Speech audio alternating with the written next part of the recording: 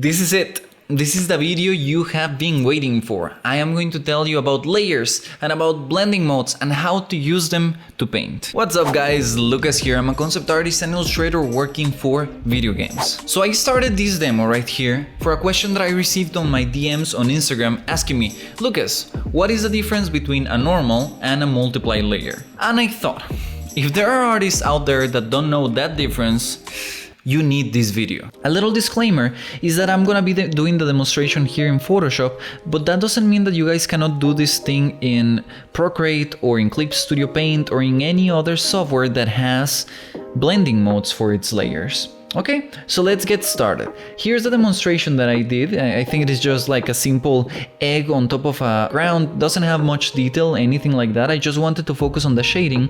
And I want to show you guys that all of these things that you see here are accomplished with only these layers. So 1, 2, 3, 4, 5, 6, 7, 8 simple layers that make this small composition in here.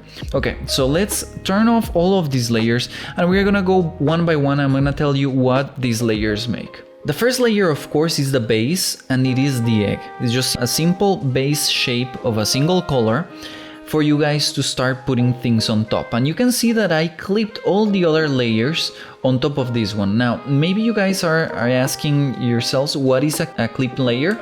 And I'm gonna explain you here. A clipping mask or a clipping layer, a layer that you create in here, and you can paint anything that you want outside. For example, if I come here, paint these layers outside of the egg. The moment that I come here, I press Alt, and right between the two layers that I want to clip together, I press. And you guys can see how now this top layer is clipped to the layer below. That means that the pixels of the top layer will not show outside of the transparency of this base layer. Maybe it sounds more complex than it actually is, but you guys can see the result once I unclip it and I clip it again. You guys can see that it is very simple, and it is a very useful tool for you artists that want to paint with clean results here in digital. Okay, so once you know what a clipping mask is, we can put these guys back again, clip to the main layer, and we go to the next one. So this first layer is just a simple detail. I wanted to put a color difference on top of the egg so that you guys can see what is the different effects that these color layers make when they are blended together. Next one is the first one where we are actually making some shading. And this one is a shadow, and it is done with a multiply layer mode. Now, to answer the first question, what is the difference between multiply and normal, and why so many artists use multiply to shade their objects instead of using normal? Well, you can see it very clearly when I come here and I put it in normal mode. You can see how suddenly the shadow that I had here on top covers all the detail of these color dots on top of the egg. And that is the reason why using multiply, because multiply preserves the color differences of the base layers. So these details that I had below the multiply layer are preserved. I can see still the difference between the darker dots over the lighter egg. Let's go to the next one.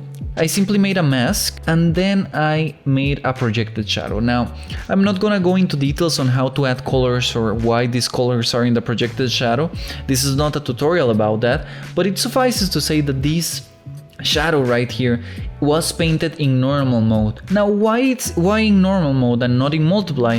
Because the flooring here doesn't have any type of color detail that I need to preserve with a multiply layer, because it's simply flat. It doesn't matter if I use normal or multiply, I can obtain very similar results. Now that I have a floor, I can create a bounce light for this egg. Imagine the bounce light being projected from the top of the sky, bouncing on this very warm floor and projecting back onto the egg on the faces that are looking down. So it's very simple. I just created a little gradient on the lower part of the egg, and this one I decided to put in screen mode. Now, screen is another very useful layer mode that I use all the time when creating this type of details, and you can see the difference. Now, I have to be honest, each one of these modes has a very scientific and mathematical way of working and mixing the colors, and I really don't understand what is it doing in the background. I just know that, for example, screen is really good to add this type of bounce lights. Or for example, the next one, that color dodge, is very good to create speculars. Now, what is a specular? Specular is the center or the hottest part of the highlight on any object that you are creating. It is meant to be the reflection of the main source of light. So for example, if you guys are imagining that this is a scene illuminated by a sun, then this specular is the reflection of that sun on top of this surface. Not all of the surfaces have a specular. Only surfaces that are slightly reflective are going to have a specular shine on top of it. To make this specular, I usually choose the color dodge mode. Why color dodge? Because it has a really nice way of preserving the saturation of the colors, and I really like that. So you can see that if I change, for example, to something like screen, the effect is not exactly the same. It is more bland, more white, the colors are more desaturated. Instead of a color dodge, you can see how much these colors shine and vibrate. So I prefer it way better for specular shines. Now what is the next one? The next one is a Fresnel effect. What is a Fresnel effect? It's simply that a lot of objects in nature have this type of softness around them. Now I don't want to go into why this thing happens in certain objects in nature. It is enough for you guys to know that to add this softness, I chose the lighten effect here in the layer modes. And again, it is a very useful one. It doesn't matter if you choose between screen or lighten. You can see that the effect is very similar. In fact, I could leave this one in screen and you guys have less blend modes to worry about. And that is it, guys. You can see how very simply with a color dodge layer, a screen layer, a couple of screen layers, and a multiply layer, we have a really nice and three-dimensional effect for this little egg.